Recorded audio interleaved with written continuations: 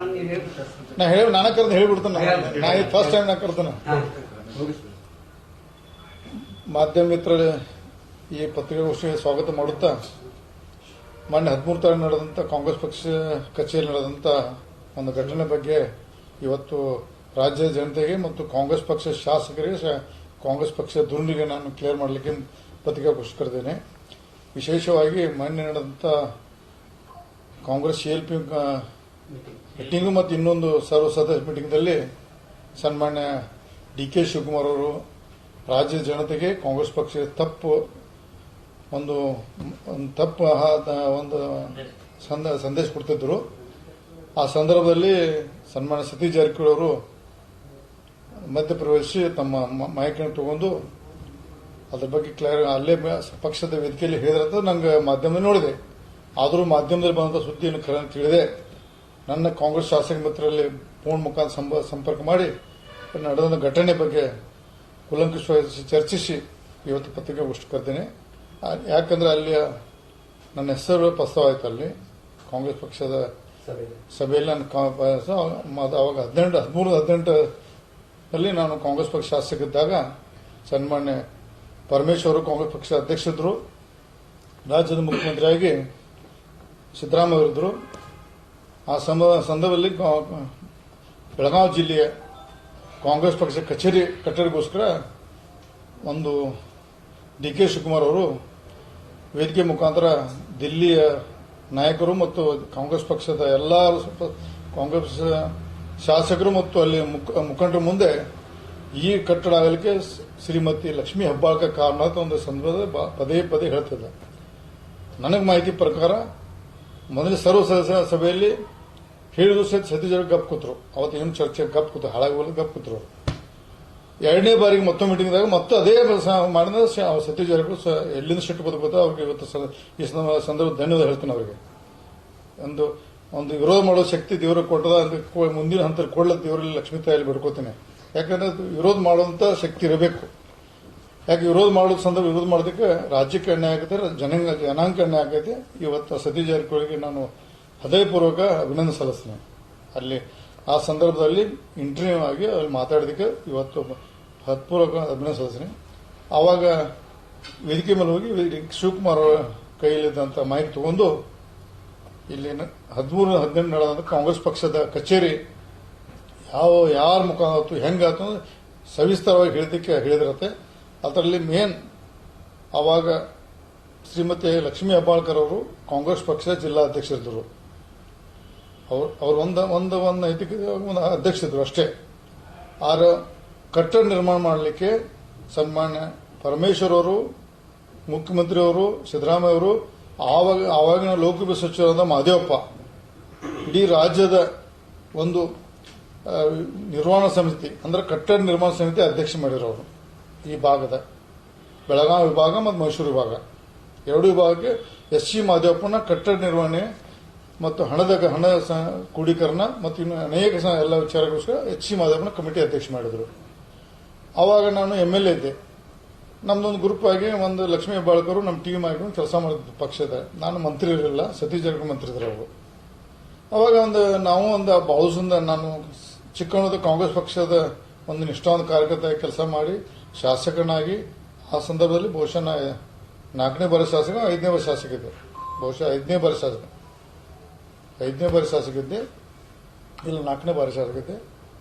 ನಾನು ಒಂದು ಸ್ಪಿರಿಟ್ ಕಾಂಗ್ರೆಸ್ ಪಕ್ಷದ ಗೌರವದಿಂದ ಅಭಿಮಾನದಿಂದ ಅದರಲ್ಲಿ ಸಕ್ರಿಯವಾಗಿ ಪಾಲ್ಗೊಂಡು ಎಲ್ಲ ನಾನು ಅಲ್ಲಿ ಈ ಜಾಗ ಬೆಳಗಾವದಲ್ಲಿ RTO ಸರ್ಕಲ್ ಜಾಗದಂಥ ಜಾಗ ಅಲ್ಲಿ ಶಂಕರಾನಂದ ಸಾಹೇಬರ ಹೆಸರಲ್ಲಿ ಇದ್ದಂಥ ಬಹಳಷ್ಟು ಕಾಂಪ್ಲಿಕೇಟ್ ಇತ್ತು. ಅದು ಶಂಕರಾನಂದ ಸಾಹೇಬರ ಹೆಸರಲ್ಲಿ ಆ ಜಾಗ ಇತ್ತು. ಶಂಕರಾನಂದ ಸಾಹೇಬರಿಗೆ ಅವರ ಸುಪುತ್ರಗಳಿಗೆ ನಾನು ಕನ್ವಿನ್ಸ್ ಮಾಡಿ ಇದು ಖಾಲಿ ಬಿದ್ದಿದೆ, ಕಾಂಗ್ರೆಸ್ ಪಕ್ಷ ನೀವು ನಿಮ್ಮ ತಂದೆಯವರು ಶಂಕರಾನಂದ ಸಾಹೇಬರು ಅವ್ರು ತಿರ್ಕೊಂಡಿದ್ರು. ನಿಮ್ಮ ತಂದೆಯವರು ಕಾಂಗ್ರೆಸ್ ಪಕ್ಷದ ಬಹಳ ದೊಡ್ಡ ಲೀಡರ್ ಆಗಿ ಕಾಂಗ್ರೆಸ್ ಪಕ್ಷ ಸೇವೆ ಮಾಡಿದ್ದಾರೆ. ನಾನು ಶಾಸಕ, ಒಬ್ಬ ದಲಿತ ಸಮಾಜ ಇಬ್ಬರು ಬರೋದ್ರಿಂದ ಒಂದು ಕಾಂಗ್ರೆಸ್ ಪಕ್ಷಕ್ಕೆ ಒಂದು ಕಟ್ಟಡ ಆಗಿ ದಯವಿಟ್ಟು ಇದರಲ್ಲಿ ಕೋರ್ಟ್ ಗೀಟ್ ಹೋಗ್ಬೇಡ್ರಿ, ದಯವಿಟ್ಟು ಬಿಟ್ಟು ಕೊಡೋದು ಕನ್ವಿನ್ಸ್ ಮಾಡಿ. ನಾನು ಶಂಕರಾನಂದವರು ಓಂ ಪ್ರಕಾಶ್ ಇದ್ರವಾಗ ಅವರು ಓಂ ಪ್ರಕಾಶ್ ಮತ್ತು ಇನ್ನು ಮತ್ತೊಬ್ಬ ಸುಪುತ್ರ ಮುಂಬೈ ಇರ್ತಾರೆ, ಅವ್ರಿಗಿಬ್ಬರು ಕನ್ವಿನ್ಸ್ ಮಾಡಿ ಆ ಜಾಗ ಬಿಟ್ಟು ಕೊಡಿಸಿದೆ. ಬಿಟ್ಟು ಕೊಡಿಸಿ ಆಮೇಲೆ ಕ್ಯಾಬಿನೆಟ್ ತಂದು ಅದನ್ನ ಭಾಳ ಕಷ್ಟಪಟ್ಟು ಕ್ಯಾಬಿನೆಟ್ ತಂದು ಆವಾಗ ಕ್ಯಾಬಿನೆಟ್ ಮುಖಾಂತರ ಈ RTO ಸರ್ಕಲ್ ಇದ್ದಂಥ ಕಾಂಗ್ರೆಸ್ ಪಕ್ಷಕ್ಕೆ ಭವ್ಯವಾದ ಆಫೀಸ್ ಇದ್ದ ಜಾಗದಲ್ಲಿ ಆ ಜಾಗವನ್ನು ಸ್ಯಾಂಕ್ಷನ್ ಕೊಟ್ಟರು. ಆದರೆ ಆ್ಯಕ್ಚುಲಿ ಫ್ರೀಯಾಗಿ ಕೊಡ್ಬೋದಿತ್ತು. ಆದರೆ 54 ಕೋಟಿ 52 ಲಕ್ಷ 54 ಲಕ್ಷ ಮಾಡಿ ಮುಂದೆ ಆಮೇಲೆ ಒಂದು ರಿಕ್ವೆಸ್ಟ್ ಮಾಡಿ ನಾವು ಭಾಳ ಅಮೌಂಟ್ ಜಾಸ್ತಿ ಕಡಿಮೆ ಮಾಡೋಕ್ಕೆ ಪ್ರಯತ್ನ ಮಾಡೋದು. ಆವಾಗ ಅಂದ್ರೆ ಈಗ ಆಗಿಬಿಟ್ಟದೆ ಮತ್ತೆ ಮಾಡಿ ಕಾಂಗ್ರೆಸ್ ಪಕ್ಷಕ್ಕೆ ಮತ್ತೆ ಸರಿ ಹೋಗೋದಿಲ್ಲ, ಹಾಗೆ ತುಂಬಿಡುವ ರಮೇಶ ಅಂತಂತ ಪರಮೇಶ್ವರರು ಮತ್ತೆ ನಾನು ಕನ್ವಿನ್ಸ್ ಮಾಡಿದಾಗ ನಾವು ಒಂದೇ ಹಂತದಲ್ಲಿ 54 ಲಕ್ಷ ಭಾಳ ಆಕತಿ. ಅದನ್ನು 2 ಪಾರ್ಟ್ ಮಾಡಿಕೊಟ್ರು, 27 ಲಕ್ಷ 2 ಪಾರ್ಟ್ ಮುಖಾಂತರ ಮತ್ತು ಆದೇಶ ಮಾಡಿ 2,000 ತುಂಬಿ ನಾವು ಒಂದು ಫಸ್ಟ್ ಕಂತು ತುಂಬಿ 27 ಲಕ್ಷ ತುಂಬಿದ ತಕ್ಷಣ ಬೆಳಗಾವಿ ಕಾರ್ಪೊರೇಷನ್ ಖರೀದಿ ಕೊಡಬೇಕು ಅಂತ ಆರ್ಡರ್ ಮಾಡಿದ್ರು. ನಾನೇ ಸ್ವತಃ ತಿರುಗಾಡಿ ಎಲ್ಲ ಆಫೀಸ್ ಮಾಡಿ ಮಾಡಿದೆ. 27 ಲಕ್ಷ ರೂಪಾಯಿ ನಾನು ತುಂಬಿದೆ, ಖರೀದಿ ಮಾಡಿಸಿದೆ ಸ್ವಂತ 27 ಲಕ್ಷ. ನಾನು ದಿಲ್ಲಿಯಲ್ಲಿದ್ದೆ, ಒಬ್ಬರ ಮುಖಾಂತರ ತುಂಬಿಸಿ ಆಮೇಲೆ ಅವ್ರು ನನಗೆ ಕೊಟ್ಟೆ. ಅದನ್ನೇ ಕೆಲವು ಒಬ್ಬರು ಹೆಸರು ಹೇಳಕ್ಕೆ ಬರೋದು, ಅದು ಕೊಟ್ಟು ತುಂಬಿಸಿ ಆಮೇಲೆ ಸಂದರ್ಭ ಖರೀದಾದ ನಂತರ ಬಹಳಷ್ಟು ನೆಣ್ಣು ತುಂಬಿತ್ತು, ಅದು ಬಿಲ್ಡಿಂಗ್ ಆಗಲಿಲ್ಲ. ಆಮೇಲೆ ಮುಂದಿನ ಹಂತದಲ್ಲಿ ನಾ ಮಂತ್ರಿ ಆದ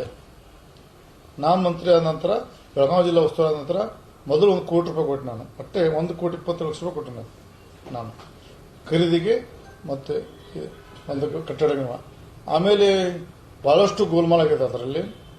ಅದು ಯಾರು ಮಾಡಿದ ನಾನು ಆಫೀಸರ್ಗಳ ಬಗ್ಗೆ ಹೇಳ್ತೀನಿ. ನಾನು ಅದರಲ್ಲಿ ತಗೊಂಡು ಈಗಿನ 4 ಕಟ್ಟದ ಇದು ತಟ್ಕೊಳ್ಳುವಂಥ ಜನ ಅದರ ದುಡ್ಡು ತಗೊಂಡು ಎಲ್ಲ ತಿಂದು ಗೋಲ್ಮಾಲ್ ಮಾಡಿದ್ದಾರೆ ಬಹಳಷ್ಟು. ಅದನ್ನ ಬೇಕಾದ್ರೆ ನಾನು ಆಮೇಲೆ ಮುಂದಿಂದ ಹೇಳ್ತೇನೆ ಯಾರಿಗದು.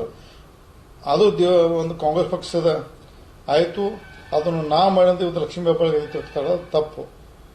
ಕಾಂಗ್ರೆಸ್ ಪಕ್ಷದ ಪ್ರತಿಯೊಬ್ಬ ನಾನು ಅದನ್ನೊಬ್ಬ ಅದರ ಎಲ್ಲ ಶಾಸಕರ ಅವಾಗ ಯಾರೇ ಶಾಸಕರು ಎಲ್ಲ ಶಾಸಕರು 20-25 ಲಕ್ಷ ಎಲ್ಲ ಕೊಟ್ಟು ಕಟ್ಟಿದ್ದಾರೆ.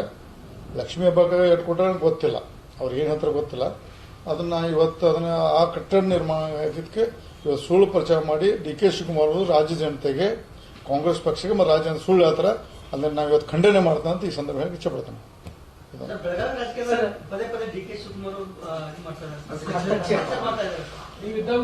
ನೋಡ್ರಿ, ಅವರು ಕಾಂಗ್ರೆಸ್ ಬಗ್ಗೆ ಆಂತರಿಕ ಸಮಸ್ಯೆ, ಅದಕ್ಕೆ ನನಗೆ ಸಂಬಂಧ ಇಲ್ಲ. ನಾನು ಬಿಜೆಪಿ ಪಕ್ಷದ MLA. ಅದು ಮುಗಿದ ಅಧ್ಯಾಯ. ಇವತ್ತು ನಾನು ಬಿಜೆಪಿ ಒಬ್ಬ ನಿಷ್ಠಾವಂತ ಶಾಸಕ, ನಿಷ್ಠಾವಂತ ಕಾರ್ಯಕ್ಕೆ ಕೆಲಸ ಮಾಡ್ತೇನೆ. ಅದ್ರ ಬಗ್ಗೆ ನೋ ಕಾಮೆಂಟ್ಸ್.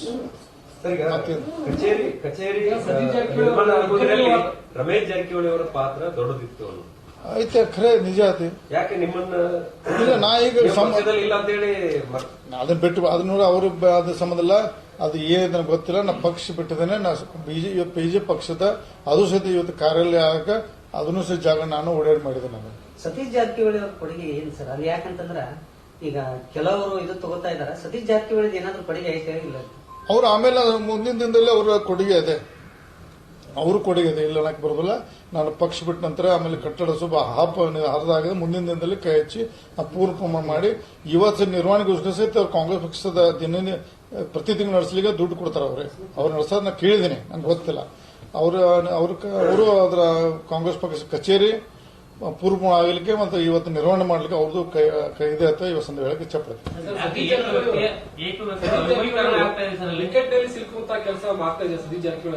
ಅಂದ್ರೆ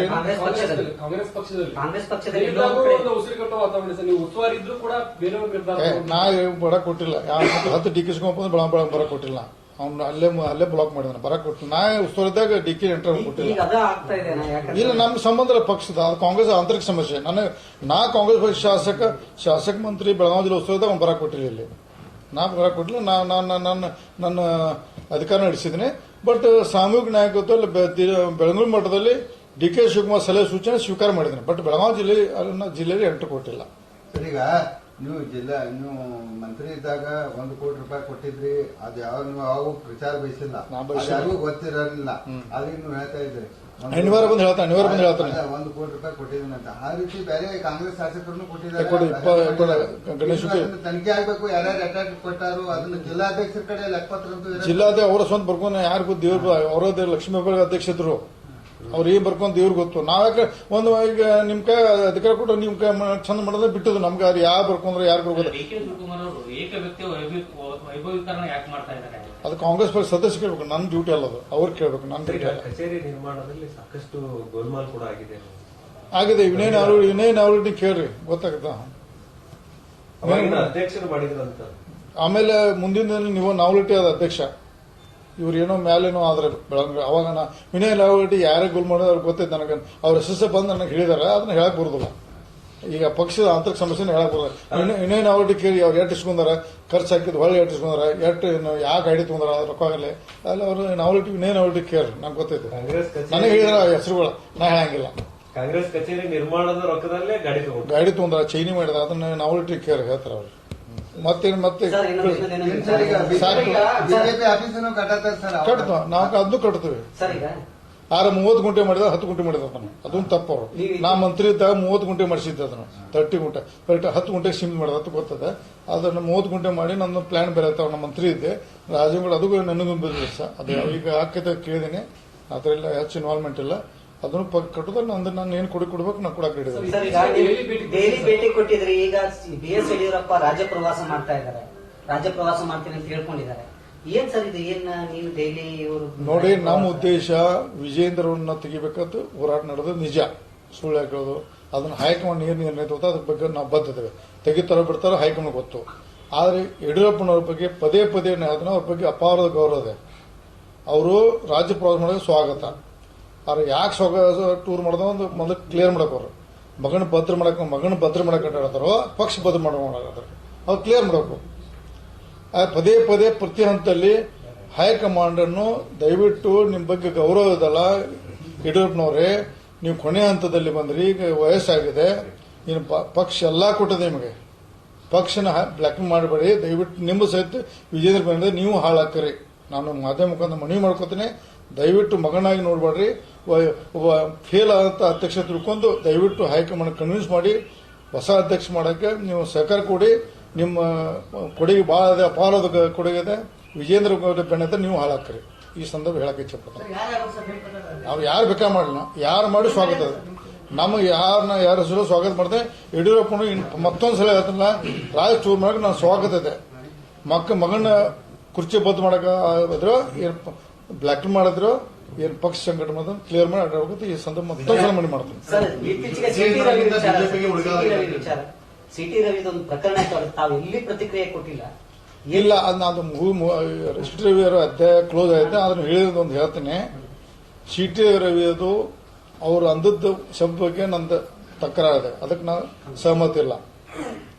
ಆ ಶಬ್ದಕ್ಕೆ ನಾ ಏನಂದಾರ ಗೊತ್ತಿಲ್ಲ. ಅವ್ರು ಹೇಳ್ತಾರ ಅವ್ರು ಅಂದಿಲ್ಲ ತರು ಅಂದಾರ್ದು, ಅವ್ರು ಅಂದಿದ್ರ ತಪ್ಪು. ಅದ್ರ ಬಗ್ಗೆ ನಾವು ಆದ್ರೆ ಒಂದೇ ನೋಡ್ರಿ, ರಾಜಕಾರಣದಲ್ಲಿ ಓವರ್ ಸೈಟಿಗೆ ಬಹಳ CM ಇಬ್ರಾಹಿಂ ಇಂದಿರಾ ಗಾಂಧಿ ಏನ್ ಬೇಕಾ ಮಾತಾಡಿದ್ರು. CM ಇಬ್ರಾಹಿಂ ನಡೆದಾಗ ಇಂದಿರಾ ಗಾಂಧಿ ಪ್ರಧಾನಮಂತ್ರಿದಾಗ CM ಇಬ್ರಾಹಿಂ ಪದೇ ಅವ್ರು ತೆಗೆದು ಹಿಂದಿ ಕ್ಲಿಪಿಂಗ್ ನೋಡೋದು. ರಾಜಕಾರಣದಲ್ಲಿ ಓವರ್ ಸೈಡ್ ಮಾತಾಡೋದು ದೊಡ್ಡ ವಿಷಯ, ಅದನ್ನು ದೊಡ್ಡದು ಮಾಡಬಾರ್ದು, ಅದು ಮುಗಿಸ್ಬೇಕಟ್ಟೆ. ಅದನ್ನ ರಾಜಕಾರಣದಲ್ಲಿ ನಾವು ಅದನ್ನ ವೈಯಕ್ತಿಕ ನಾವು ಯಾರೂ ರಾಜಕಾರಣದಲ್ಲಿ ಶುದ್ಧರಲ್ಲ, ಎಲ್ಲರೂ ತಪ್ಪು ಏನೋ ಮಾತಾಡ್ತಾರೆ. ಅಟ್ಟಿಗೆ ಕ್ಲೋಸ್ ಮಾಡಬೇಕಾಯ್ತು. ಅವ್ರನ್ನ ಅತಿ ದೊಡ್ಡದು ಮಾಡಿ ಅದನ್ನ ನಮ್ಮ ವಿಧಾನಸಭೆಗೆ ಒಂದು ಅಗೌರವ ತಂದ ಅಂತ ಸಂದರ್ಭ ಇಚ್ಛಪಡ್ತೀನಿ. ಯಾರೇ ಅದಕ್ಕೆ ನೋ ಕಾಮೆಂಟ್ಸ್, ಅದಕ್ಕೆ ನೋ ಬೇರೆ ವಿಷಯದ ಹೇಳಿ. ವಿಜೇಂದ್ರ ನೇತೃತ್ವದಲ್ಲಿ ಬಿಜೆಪಿ ಉಳಿಗಾಲ ಇಲ್ಲ ಅಂತ ನಾ ಹೇಳ್ದೆ ಆಲ್ರೆಡಿ ಪದೇ ಹೇಳಿಲ್ಲ. ಒಂದು ಲೀಡರ್ಶಿಪ್ ಸರಿ ಇಲ್ಲ. ಕೊನೆಗೆ ಹೈಕಮಾಂಡ್ ಏನ್ ತಿಳಿದವ್ರು ಮಾಡಿದ್ರೆ ಗೊತ್ತಿಲ್ಲ. ಅವ್ರು ಏನ್ ಇರೋದು ನಾವು ಬದ್ಧದ ಹೈಕಮಾಂಡ್ ಏನಂತ ಗೊತ್ತಿಲ್ಲ. ಬಿಜೆಪಿ ಉಳಿಬೇಕಂದ್ರೆ ವಿಜೇಂದ್ರ ಬದಲಾಗಬೇಕು. ಬದಲಾವಣೆ ಏನಾದ್ರೂ ಆಗ್ಬೋದಾ? ಆಗ್ಬೇಕು ಹೇಳಿದ್ವು, ಅದು ಆಗಬೇಕಾದ್ರೆ ಆಗದೈತೆ ಬಿಡದ ಗೊತ್ತಿಲ್ಲ. ಆದ್ರೂ ಸ್ವಾಗತ ಆಗದದ್ದು ಸ್ವಾಗತ. ನಾ ಬಿಜೆಪಿ ಪಕ್ಷ ಒಪ್ತೇನೆ, ವಿಜೇಂದ್ರ ಒಪ್ಪೋದಿಲ್ಲ. ಈಗ 3 ಹಂತದ ಮುಗಿದೈತಿ. 4ನೇ ಹಂತದ ನಾಳೆ ಮುಂದಿನ ವಾರ, ಈ ಬುಧವಾರ ಮುಂದಿನ ಗುರುವಾರ ಶುಕ್ರವಾರ, ಈ ಬರೋ ಶುಕ್ರವಾರ ನೆಕ್ಸ್ಟ್ ಗುರುವಾರ ಶುಕ್ರವಾರ ಬೆಂಗಳೂರು ಕೂಡ್ತೇವೆ. ಮುಂದಿನ ಹಂತದಲ್ಲಿ ಹೇಗೆ ಮಾಡಬೇಕಂತ ಚರ್ಚೆ ಮಾಡಿದೆ. ಯಾಕಂದ್ರೆ ಈಗ ಬಹುಶಃ ನನ್ನ ಅಂದಾಜು ಈ ಬಜೆಟ್ ಸೆಷನ್ದಲ್ಲಿ ಕಾನೂನು ರಚನೆ ಆಗ್ತದೆ. ನಾವು ಕೊಟ್ಟಂತ, ಯಾಕಂದ್ರೆ ಬೀದರ್, ಗುಲ್ಬರ್ಗ ಮತ್ತು ಬಳ್ಳಾರಿ, ಬೆಳಗಾವದೆಲ್ಲ ಕೊಟ್ಟದ್ದು ಇಡೀ ರಾಜ್ಯಕ್ಕೆ ಮತ್ತು ರಾಜ್ಯ ದೇಶದೆಲ್ಲ ಇದೇ ತರ ಆಯ್ತದ ಮನವರಿಕೆ ಆಗಿದೆ.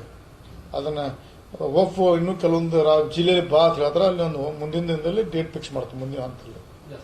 ಸರಿ, ದೇವಸ್ಥಾನ ದೇವರು ಅಂದ್ರೆ ಬಹಳ ಭಕ್ತಿ ನಿಮಗೆ ಎಲ್ಲಾ ಮಂದಿರಗಳು ಅಡ್ಡಾಡ್ತೀರಿ. ಈಗ ಗಂಗಾ ನದಿ ದಡದಲ್ಲಿ ಕುಂಭಮೇಳ ನಡತೈತಿ, ನೀವೇನಾದ್ರು ಹೌದು 45 ದಿವಸ ಒಂದು ದಿವಸ 45 ಡೇಸ್ 2 ದಿವಸ